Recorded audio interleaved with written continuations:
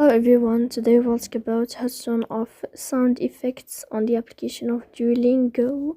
You will go to Duolingo app as you see and you can click. In this page, you will go to this sign and you will enter. After that, in this page, you will go to this sign of settings and you will enter here. After that, in this page, you will go to this sign. You will click here. If the sign changed like this, then you can know how to turn off sound effects on the application of Duolingo. So please don't forget to support us by like and subscribe.